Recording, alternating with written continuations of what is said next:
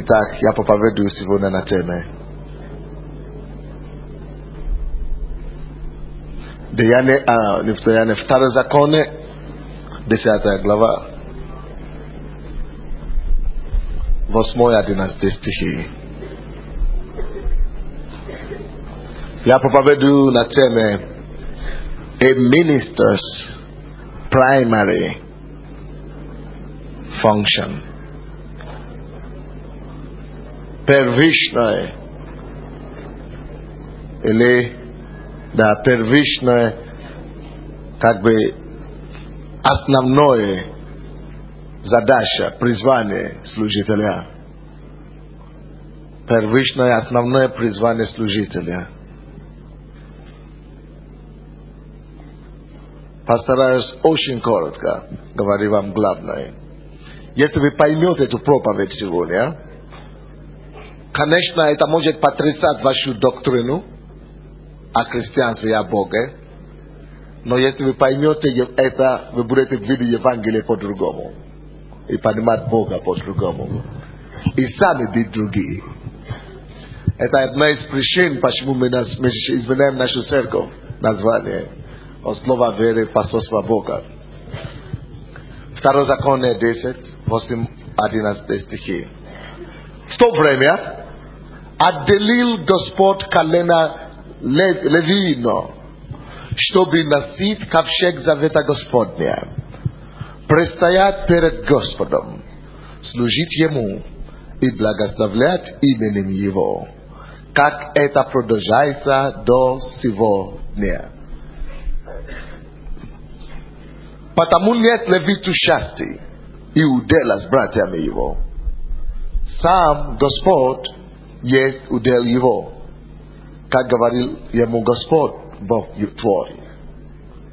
И пробил я на горе, как и в прежнее время, 40 дней и 40 ночей. И послушал меня Господь и на сей раз, и не восхотел Господь погубить тебя. И сказал мне Господь: встань, пойди в путь перед народом сим, пусть они пойдут и овладеют землею, которую я клялся, а сам их дать им.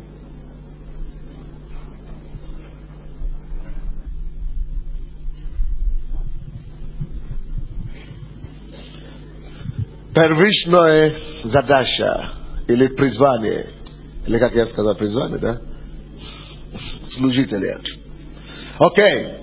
В этом 8 стихе написано: в то время Господь отделил колено Леви. Колено Леви, вы знаете, это прообраз служителей. Это были Божьи служители, то колено, которое было отделено только чисто для служения Господу. Вы помните, да? Они были священниками, певцами, поклонниками, и Дух Господень был на них. Окей? Но заметьте себя слово: отделил Господь их для служения себе. Отделил Господь их. Now, это важно. Потому что в настоящее время про это, то, что случилось Леви, из колена Леви, это пророческий прообраз будущего.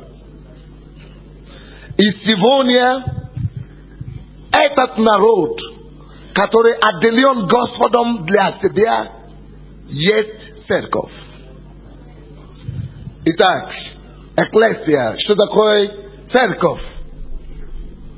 Церковь, греческий перевод, конкретный перевод, это значит отделенный народ. Народ посвященный, освященный, отделенный для себя. Две отделения. Отделенный от мира народ и народ, отделенный посвящение Господу.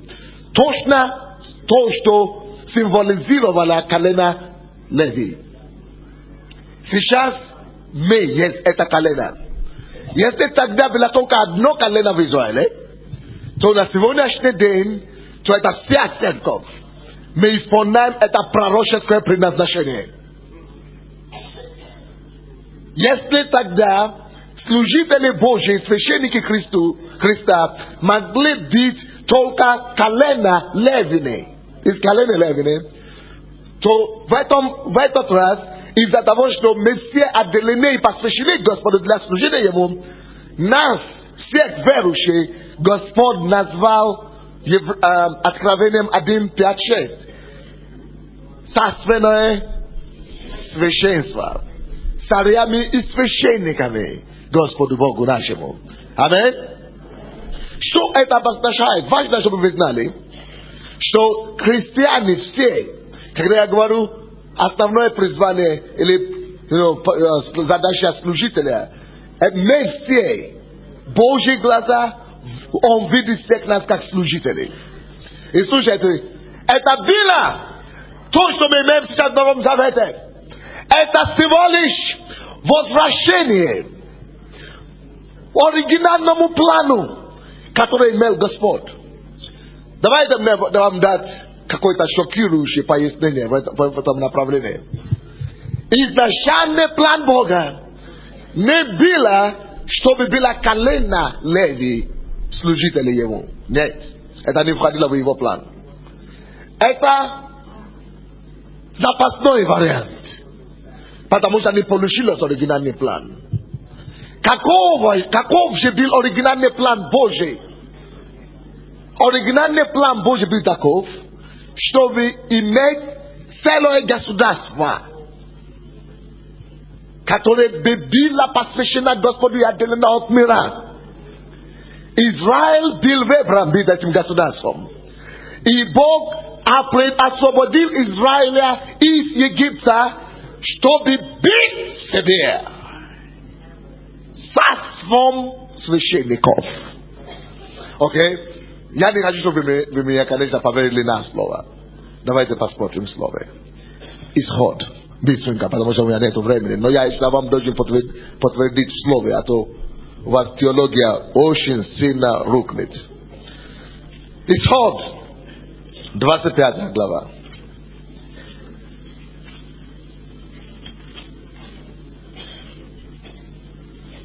Вернее, 19 глава, 25 потом. 19 глава, Исход.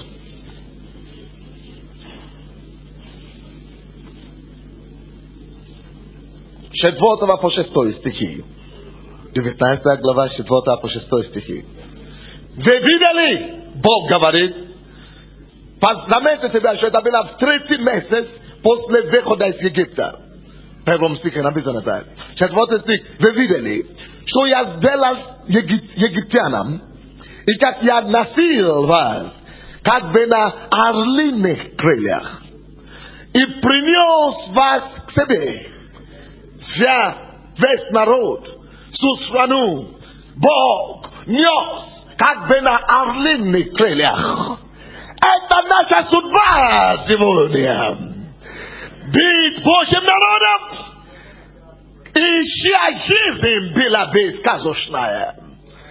Чья жизнь была бы как на орлиных крыльях. Поэтому мы верим в процветание. Поэтому мы верим в исцеление. Поэтому мы верим в том, что если ты с Богом, мы будем головой, а не хвостом. На орлиных крыльях. Изначальный план. Но это еще не то, что я хочу вам сказать. 5 стих. Итак, если вы будете слушаться гласа моего, весь народ, и соблюдать завет мой, то будете моим уделом из всех народов, ибо моя вся земля. Окей. 6 стих. Моя вся земля. Окей. Моя из всех народов вы будете моим уделом. Моя вся земля. А вы, 6 стих, поверьте себе, будете, now, вы, вся Израиль, вы, израильский народ, а вы, вся моя земля, но вы, конкретно, ваша национальность, а вы будете у меня, вся страна, кем будете? Царством священников и народом святым. Вот слова, которые ты скажешь сынам Израилевым. Но когда вы будете считать Суд 19 главу, Суд 20 главу, до 24 главы, Бог дал им испытание и сказал: придите ко мне на гору, на горы, на встречу ко мне, подготовьте себя. Первый день осветитесь, второй день, и на третий день я зайду к вам.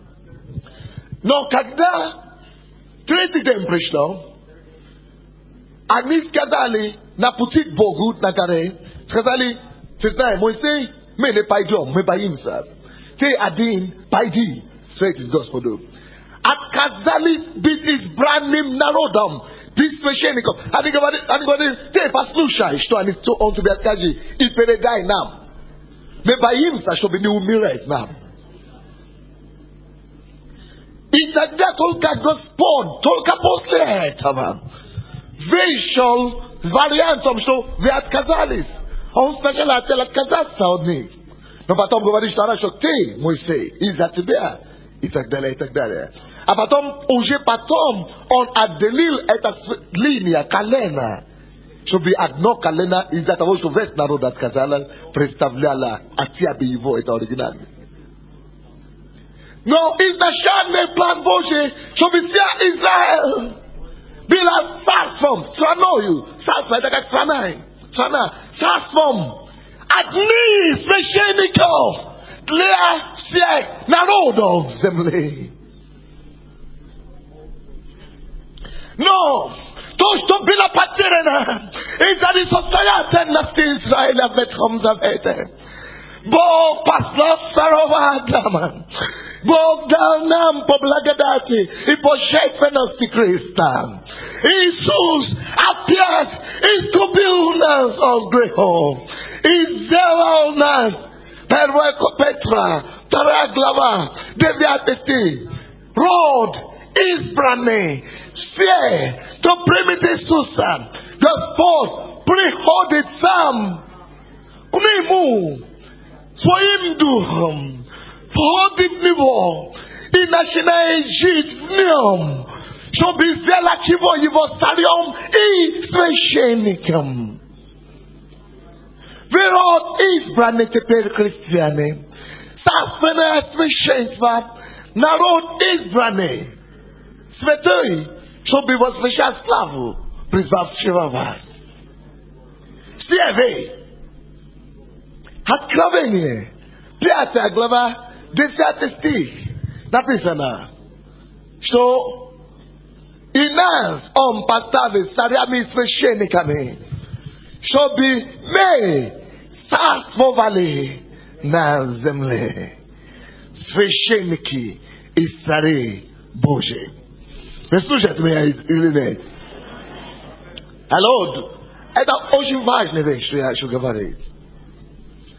1 Коринфянам, я только говорю местописание, вы можете писать, потому что не будет просто хватать времени, чтобы все это говорить, но открывать. 1 Коринфянам, 3 глава, 16 стих. Бог говорит: разве вы не знаете, что вы есть храм кого? Бога живого. А до того в Иезекииле 30 глава, 20 глава, 40 стих. Бог, несмотря на то, что Израиль отказался тогда быть целым народом священников, Бог говорит и пророчествует, 20 глава Иезекииль, 40 стих, что на горе моей святой весь народ мой будете служить мне, священниками мне. Каждый, весь народ мой будете служить Minister, serve. Пророчество сегодня. О Новом Завете. Что время придет. Я всегда хотел иметь царством священников. Слушайте сюда. Церковь — это не собрание верующих. Церковь — это представитель Царства Божьего. И мы все, церковь должна быть царством священников. Все мы священники. Однако, мы не просто священники, что мы все пастыря, но мы царственного священства. Кто-то должен быть священником шестую, а кто-то должен быть царем-священником миру. Царствовать в бизнесе священником. Царствовать в спорте царственное священство. Через царствование. Через царствование в разных сферах жизни. Совершать священничество. Вы понимаете, о чем? Почему говорит царственное священство?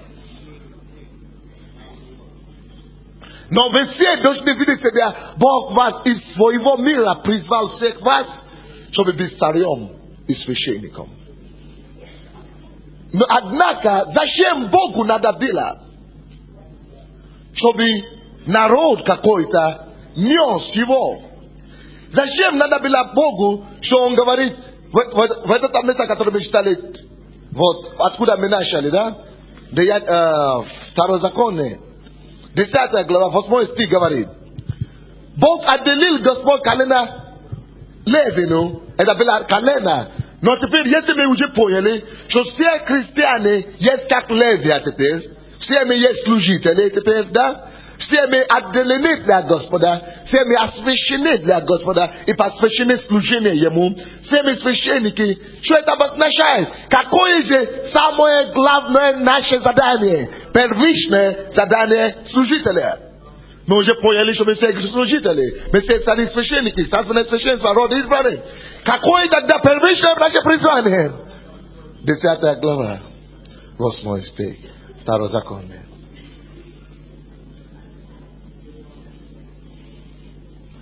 В то время отделил Господь колено Левину, чтобы носить ковчег завета Господня. Предстоять перед Господом, служить Ему и благословить именем Его, как это продолжается до сегодня. Мы знаем, что уже сегодня в христианстве уже нету колена Леви. Почему до сегодня? Потому что до сегодня есть искупленный народ, который есть его священство и царство. И какое это главное призвание? Чтобы нести его ковчег завета. Что такое ковчег завета? Присутствие Божие. Слушайте сюда. Слушайте сюда. Смотрите все на меня. Самое главное призвание твоей жизни, как верующий, как Божий левит, как Божий колено Леви, как Божий священник, как царственное его священство. Самое главное доверие и ожидание, надежда Божья на всех нас, старые, молодые, женщина, мужчина, это носить и нести на себе ковчег. Не только не ковчег, сейчас уже ничего не строится. Ковчег — это проба присутствия Божьего. Быть носителем присутствия Бога. Ковчег, когда носила его присутствие, самое большое Божье доверие и призвание нам — это нести Бога в себе, быть носителем Бога. Носителем Бога. God courier, God carrier. Божий носитель. Это самое большое. Вы не знаете, вы еще не поняли, что я говорю. Но последите за мной. И когда Павел пишет Коринфянам, о Боже, и видит, как они себя ведут в церкви. О, и заметил, что они не поняли Бога. пишите даже на 3 главе 1 Коринфянам. А потом 6 главе 1 Коринфянам. А потом 6 глава 2 Коринфянам 16 стих. И говорит, разве вы не знаете? И он это говорит таким болью, таким переживанием. О Боже, как вы можете быть верующими и не знать? Что разве вы не знаете, что соединяющийся с Господом есть один дух с ним? Разве вы не знаете, что вы в частности, не знаете ли вы, что вы теперь являетесь храмом, носителем самого Бога? Храм, дом для самого Бога. Это самое основное ваше призвание как христиане. Разве вы это не знаете? Нельзя разорить себя. Вот почему нельзя разорить свою жизнь. Вот почему мы не можем жить, как мы хотим. Вот почему нам нельзя курить или колоться, или блудить. Кто разорит храм Божий, того покорит Господь. Вы уже не принадлежите себе, он пишет. Вы принадлежите Господу, потому что соединяющийся с Ним. Вы есть Дух, Он есть Дух. Соединяющийся с Господом, один Дух с Ним. Ваше тело становится Его храмом. Он вошел в вас. Вы начали, Он начал жить в вас. Ваша самая главная миссия – это быть носителем Бога. Вот почему позавчера или вчера я сказал ребятам, женщинам, не ждите мою молитву. Если вы увидите меня, вы увидели Бога. Я Его носитель, я Его представитель. Он во мне, я в Нем. Я это знаю, я имею это откровение. Он подтверждает мои слова, потому что Он знает, что я это знаю. Я в курсе. Я не проповедую, я живу. Я знаю. Все то, что было в Ветхом Завете. Приказ построить физически ковчег из деревьев. Это ради меня. Это прообраз. Чтобы я мог понять накладно, что будет Божье присутствие реально. И как это было тогда, ковчег из деревьев. Теперь Бог говорит всем уверовавшим в Него, что недостаточно верить в меня. Примите моего Духа. Примите моего Сына. Примите меня внутри вас. Я не хочу верующим Божьим. Я пробовал это в Ветхом Завете, не получилось. И это есть главное отличие между Новым Заветом и Ветхим Заветом. Ветхий Завет люди верили в Бога. Но в Новом Завете, слушайте меня внимательно, Бог решил являть себе не через письма, не через заповеди, законы, не через обряды. Бог решил явить себя лично, физически, каждому человеку, не через пророков, не через царей и судей и священников, но Бог решил себя явить людям человеческой плоти. Какая разница между Новым Заветом и Ветхим Заветом? Боже мой, помоги мне донести до них. О, Боже. О, май. Это всегда Божья мечта. О, Гад. Бог всегда желал жить с людьми. Жить вместе со своим творением. Бытие, 3 глава 8 стих. Он ходил с ними в Эдемском саду прохладные дни. Ona pshausas nini. Eta bilatosh to bilav na shale. Bog. Hodeashe. Ruka obruku. Saswoim tvarin him.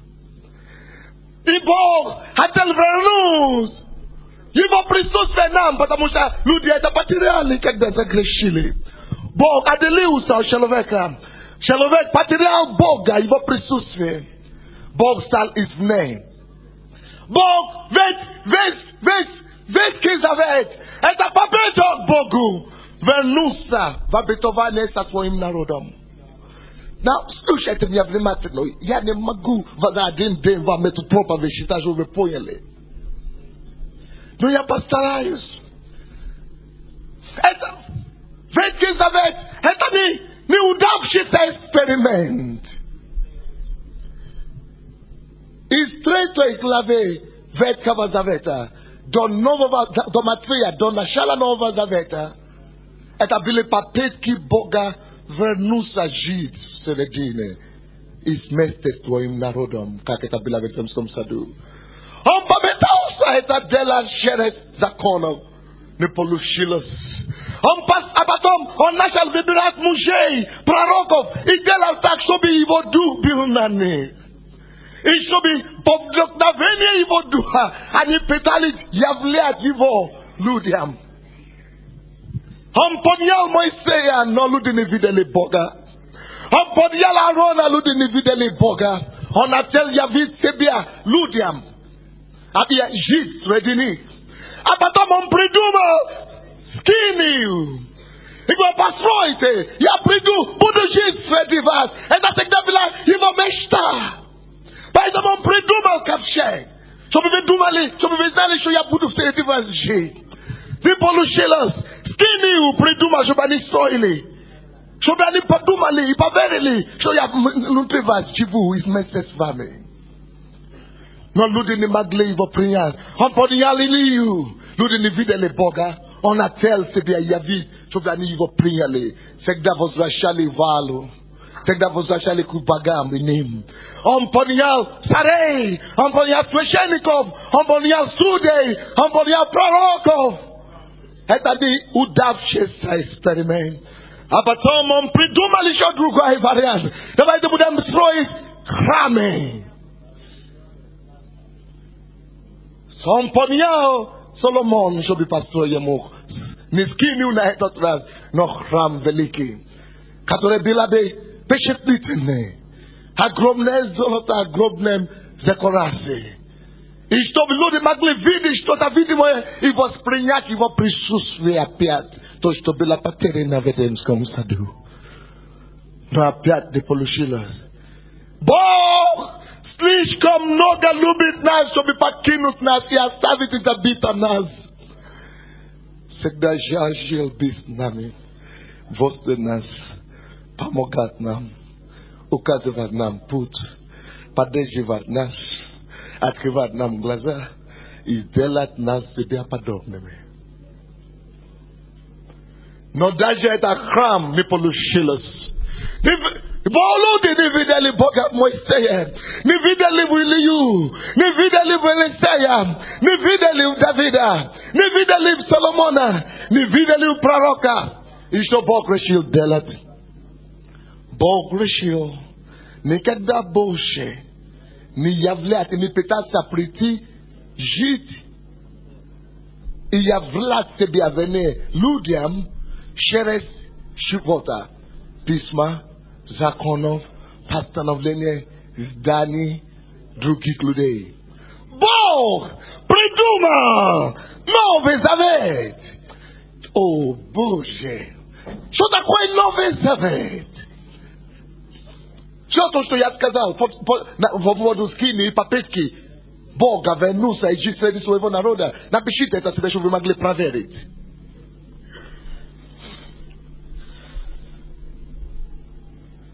Это написано в Исход. Пускай кто-то откроет быстренько, потом прочтет мне. Исход 25. 8-10 стихи. Быстренько кто-то откроет. А потом 2 Коринфянам 6, 16. Другой человек откроете. А потом Иеремия 31, 30 по 30. 31 по 33 стихи. Иеремия 31, 31 по 33. Если вы открыли какой-то, подойдите ко мне сюда и скажите, какой вы открыли. Вы будете мне считать. Быстренько, чтобы мне не открывать. Туда открыть другой, быстренько. То открыть третий. Что вы открыли? Исход. Иеремия. Еще кто открыл 2 Коринфянам? Считай исход, который я сказал. Книга Исход, 25 глава, с 8 по 10 стих. «И устроят они мне святилище, и будут обитать посреди их». Видите, Божья мечта. Он мечтал об этом. Он пророчествовал об этом. И устроите мне святилище. Я приду обитать мне. Это его мечта. Вернуться, как это было в начале Эдема. И обитать среди них. Дальше. «Все, как я показываю тебе, и образец скинии, и образец всех Поэтому было сосудов». придумано сначала скинию. После того, как закон не получилось. Дальше. «Сделайте ковчег из дерева сетим, длина ему 2 локтя с половиной, и ширина ему 1,5 локтя, и высота ему 1,5 локтя». До 10-го. Да. Считайте, дайте ему микрофон. Теперь Иеремия, или какой... Да? Да, хорошо, сначала Коринфянам считай. 2 глава, 16 стих. 2 Коринфянам, 6 глава, 16 стих. «Какая совместимость храма Божия с идолами? Ибо вы храм Бога живого, как сказал Бог. Вселюсь в них и буду ходить в них». Что я сделаю? Вселюсь в них. Эй, слушайте меня внимательно. Это было все пророчество. После того, как человек потерял этого, Бог всегда мечтал о том, что я вернусь, буду жить вместе с ними. И таким образом человечество увидит меня. Алло, у Бога есть мечта. Прийти каждому человеку, человечество, и явить себя в стане народа своего людям. Поэтому он построил скини, поэтому он дал законы, поэтому он поднимал пророков. Это все процессы того, чтобы Бог мог прийти, являть, находить нас, чтобы мы могли вернуться к Нему. Потом он придумал храм. Но когда это не получилось, он сказал: я дам и сделаю вам Новый Завет. Вот откуда пришло Новый Завет. Что такое смысл Нового Завета?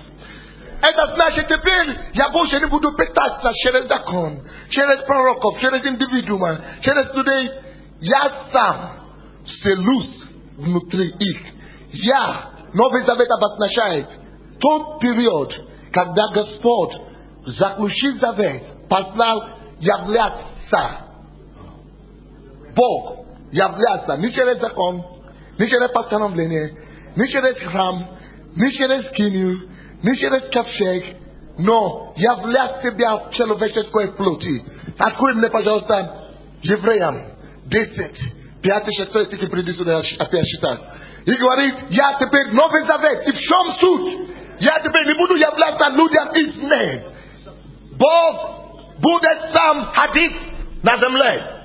Бог будет сам прикасаться к людям. Бог будет сам жить с ними. Бог будет сам с ними разговаривать. Как это будет? Слушайте меня сюда. У Бога проблема. Бог есть дух. Он не может ходить здесь на земле, чтобы говорить с людьми, чтобы прикасаться к ним, чтобы они его видели. Потому что люди не видят духов. Это проблема. Поэтому Бог решил себя смирить, взять образ человека, прийти в окно, сделать себя раба и селиться в них, и являть себе, ему надо материальное, ощутимое вещь, чтобы общаться с материальным миром. Он выбрал его творение, венцов творения человека, чтобы сам жить человек теперь.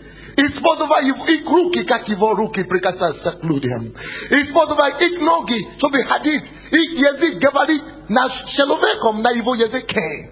на его виде, в его облике. Как ты есть, так и есть. Посмотри, подобный общаться с подобным. Это то же самое, что муравьи ходят. Я думаю, эти муравьи, не ходите сюда. Как вам научить? Вы постоянно убиваете их. Бог не хочет убивать нас. Что Бог сделал? Принял решение сам стать муравьем. Чтобы мог общаться на уровне муравей и показать им дорогу и вести их. Это то, что Бог сделал. Бог сам стал человеком. Чтобы быть вашим, это самое. Но проблема христианства. Мы думали, это Иисус. О, Боже, это неправда. Иисус положил Новый Завет. Что такое Новый Завет? Момент, новая эра, новая эпоха. Когда Бог начинает теперь дальнейшем являться людям, как это было в Иисусе, было видно в Иисусе. Бог будет ходить теперь среди людей, плоти и крови, через человеческое плоть. От Иисуса и ныне. Поэтому Мессия должен принять его в сердце. И он теперь ходит у нас. Бог во мне. Самая главная миссия и задача служителя — это быть носителем Бога. Мир людям везде, повсюду. Носителем ковчег, священник, на колени Леви. И их самая главная задача — нести ковчег. Это пророческий прообраз Нового Завета, будущность, которая придет. Что люди, которые примут меня с моим Господом и Спасителем, теперь станут носителями Бога. Чтобы где бы они появились, мы могли сказать: кто меня увидит, то увидит его. То увидит его характер, то увидит его любовь, то увидит его прикосновение. Кто ко мне прикоснется, то прикоснулся к Богу. Точно как это сделал Иисус. Поэтому мы христиане, носители и явители Бога. О Боже, если мы это не поймем, христианство никогда наше не будет иметь смысла. Это будет эгоистическое христианство. Это будет ограниченное христианство. Это будет христианство для меня. Моей потребности, моей мечты, моего призвания. Я опять эгоизм, которого Он спас нас. Вот почему он сказал, что Леви не будут иметь удела на земле. Не земли получить ничего, а их удел будет я. Он наш удел, это наше основное жизненное призвание. Быть уделом Господа, нести его, храмом его. Поэтому Павел, зная это откровение, кричит повсюду. Разве вы не знаете? О, боль сжимала его сердце, чтобы храм Божий, это элементарно. Если вы это не поймете, вы ничего не поняли еще. Ходить с ним, общаться с ним, уподобиться на него и позволить ему являться через тебя, через твою плоть, через твои руки. Поэтому мы изменяем название нашей церкви. И мы называем его теперь посольство Бога. Что это значит?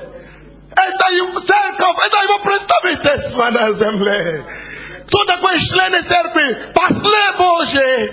Что такое посол? Человек, который являет свою родину, своего царства, своей страны. Мы явители Бога.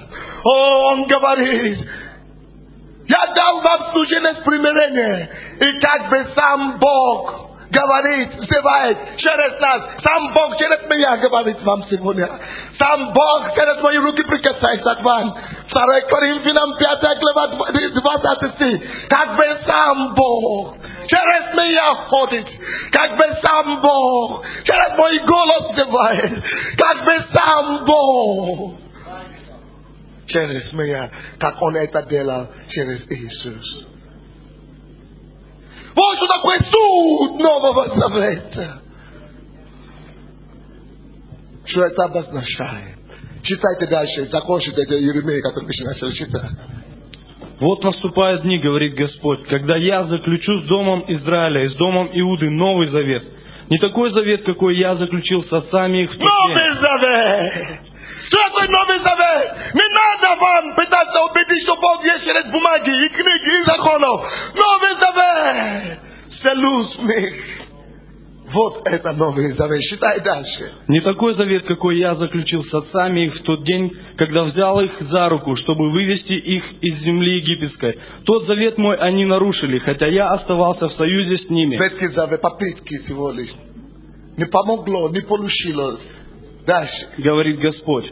Но вот завет, который я заключу с домом Израилевым после тех дней, говорит Господь.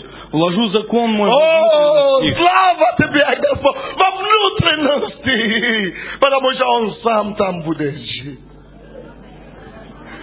О, Махалабеке Сандая, открой нам глаза, очи добрые.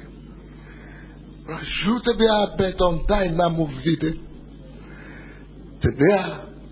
Не где-то в картинках, но в моем теле, моей плоти. Читай. И на сердцах их напишу его. О, Боже, Новый Завет, носитель Бога. Я хожу с Ним, я живу с Ним, Он во мне, и Он желает являть себя людям.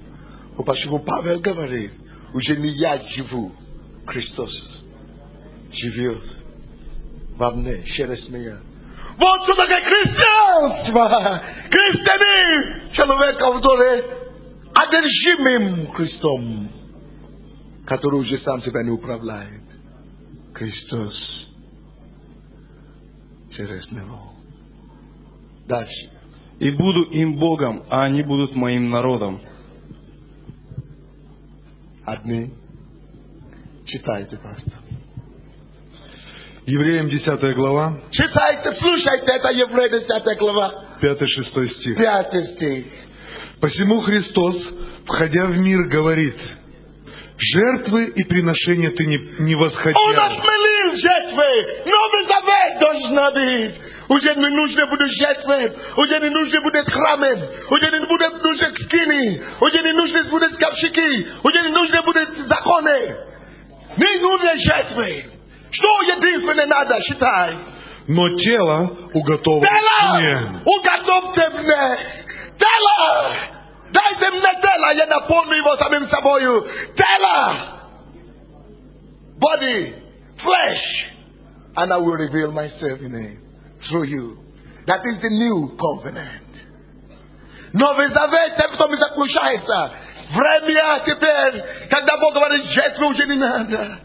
Но, попытки уже не надо. Законы не надо. Дайте мне только одно. Вашу жизнь, ваше тело. Я наполню, превращу его моим храмом. И я начну жить в вас. И я начну являть себя. Если ты инженер, сам, ты принесешь сюда Бога. Ты наполнен мною.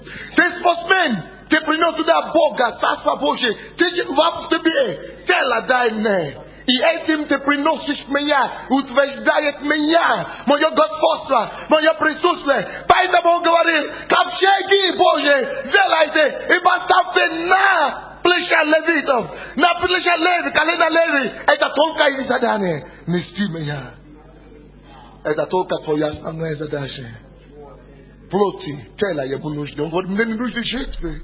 Не нужны это самое тело. Ну дай мне тело свое, ну сдайся мне.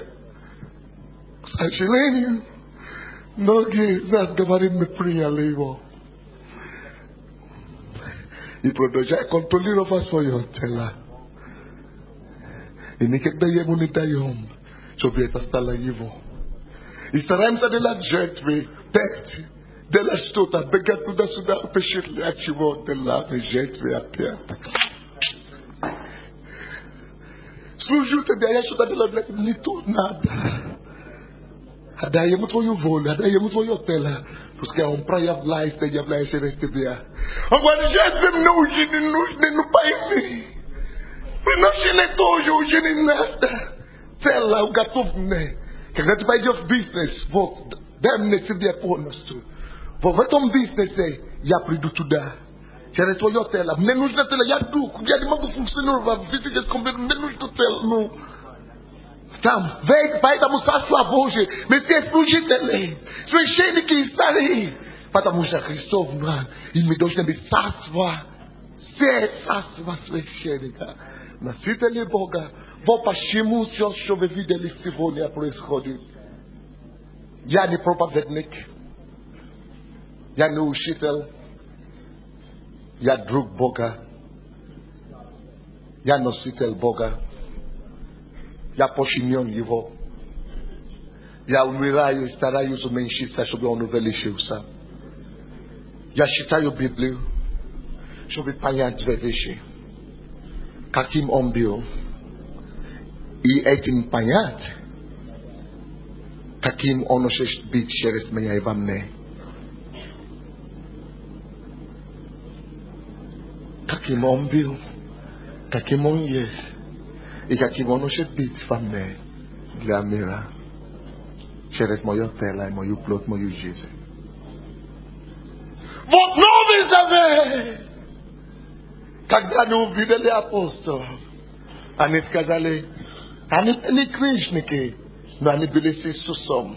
Это вещее исполнение Божьей цели. Видели Бога безсомненно плоти. Читайте мне. Открой мне Иоанна, 1 Иоанна, 1 глава. Читай дальше. Еще раз 5-6 стих. Посему Христос... Евангелие от Иоанна, 1 глава. Посему Христос, входя в мир, говорит: жертвы и приношения ты не восхотел. Бог не восхотел! Христос! Положи Новый Завет. Что такое Новый Завет? Жертвы и приношения. Все попытки неудачные закончились. Новый Завет из Христос положил. Он соединил небесное и земное в одно. Соединил небесное и земное в одно теле и являя себе. Да. Но тело уготовано мне. Но тело! Но тело! Скажите все, но тело Богу нужно. Только тело Богу нужно. Тело Бога. Отдай Ему свое тело. Спасибо. Спасибо. Теперь читайте 1 Иоанна 1 глава 14-18 стихи. 1 Иоанна 1 глава 14 стих. «И Слово стало плотью, и обитало с нами». Вот что Бог еще хочет. Что такое покаяние? Это момент, когда опять Бог, это Слово, тело, дух становится плотью. Это самое главное, что есть в Новом Завете. Бог стал плотью, чтобы являть себе через эту плоть миру и спасти мир. Как это было с Иисусом, чтобы это было теперь. Поэтому написано 12 стих. Теперь всякий, уверовавший в Него, принявший Его, дал Он власть таким же образом, как Иисус, являть Бога во плоти. Полная благодати и истины. И мы видели наполнены благодати и истины. И мы видели славу Его. Чтобы в нас теперь, как с Иисусом, видели славу Его.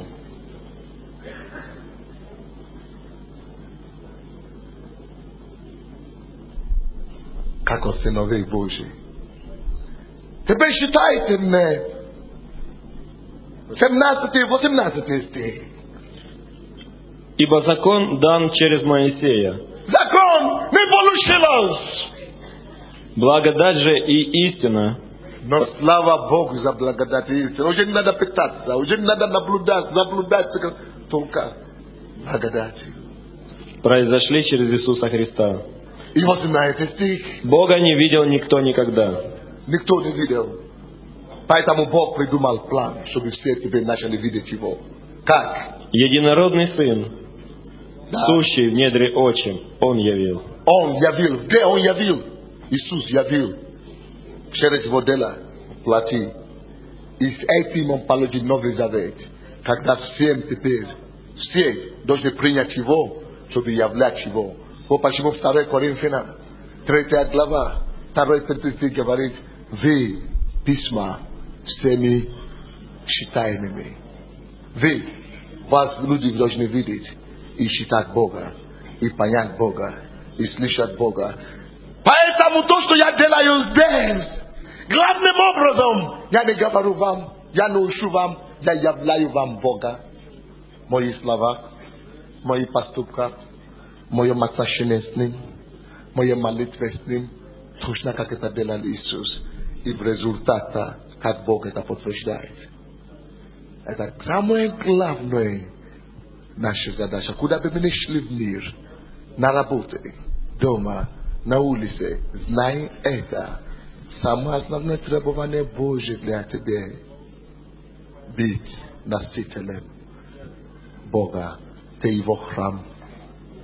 Ты соединен с Богом, ты один с Ним. И в тот день будете знать, что я в вас, и вы во мне, как я в Отце моем, и Отец во мне. И делайте, как я нес Его в мир, явил Его миру, так продолжите. То, что начал делать Иисус, то вы продолжите делать. Новый Завет. Священники Его, царственное священство Его, народ отделенный для чего? Чтобы являть, носить Его мир и являть Его везде. Носители Бога, храм Его. Преклоните вашу голову. Закройте ваши глаза. Посвятите свое тело. Жертвы мне не нужны. Приношения мне не нужны. Одно мне надо. Тело уготовано мне. Тело уготовьте мне. Тело! Тело!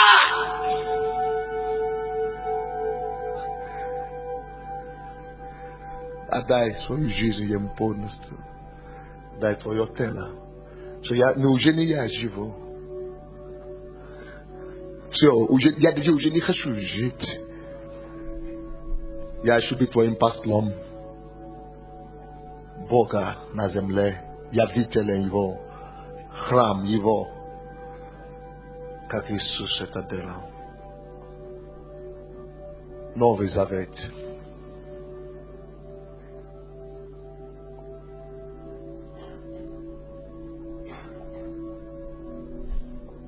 Новый Завет.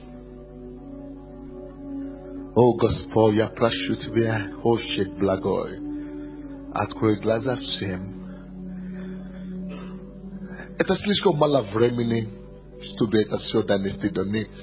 Но помоги им через Дух откровения понять откуда суть этого дела, чтобы они начали Тебя искать по-другому, с Тобой ходить по-другому, служить Тебя по-другому.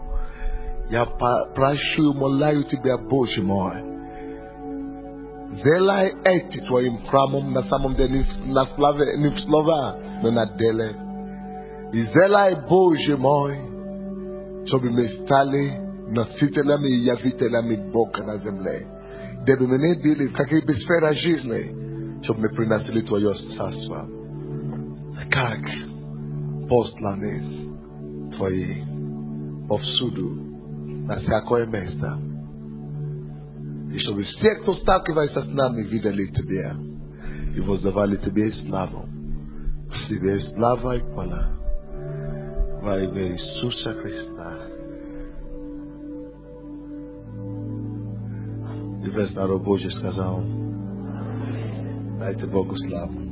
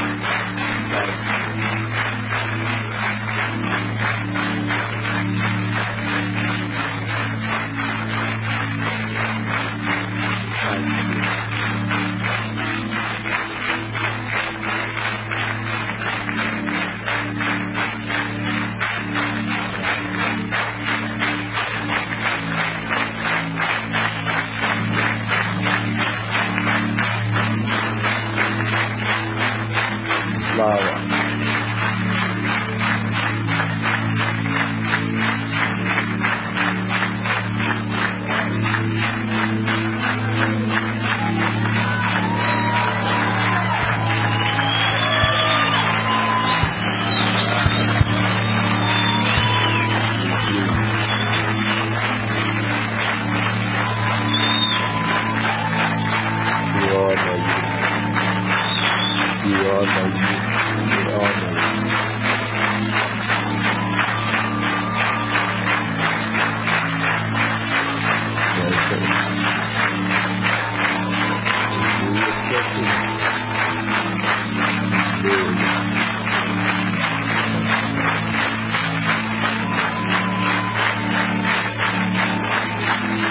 Любите Исуса. Друзья мои, ищите не просто, чтобы веровать в Него. Ищите знать Его лично. Дружить с Ним и стать одно с Ним. Когда вы будете читать Слово, когда вы будете молиться, не просто молиться, потому что надо молиться в воздухе. Нет, Он здесь, вот Он здесь. Контактируйте с Ним говорите, с Ним общайтесь. Он нормальный, Он личность, Он во мне, Он здесь со мной. Я хожу с Ним. И тогда мы покорим нашему мир, ногам нашему Христу. Это Его мечта для нас, самое главное. Быть носителями ковчега при Его присутствии, носителем Бога повсюду. В самолете, в аэропорту, в транспорте, я Его носитель, я Его язык, я говорю за Него, я люблю за Него, я Его сердце.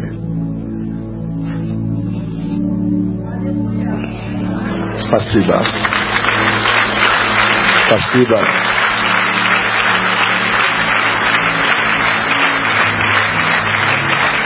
Спасибо за возможность. Спасибо от меня. Спасибо от наших служителей. От пастора Саши.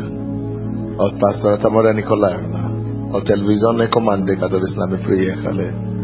От имени нашей церкви, которая меня отпустила к вам на несколько дней. Я хочу сказать, нам было хорошо с вами. Я надеюсь, что может быть что-то дошло до вас из того, что я говорил на этой неделе. Я надеюсь,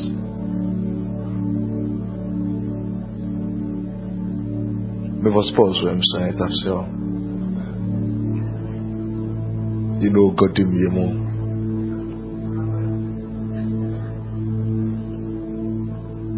Жалко разлучаться уже. Я люблю вас. Потом Он любит вас. Будьте благословенны.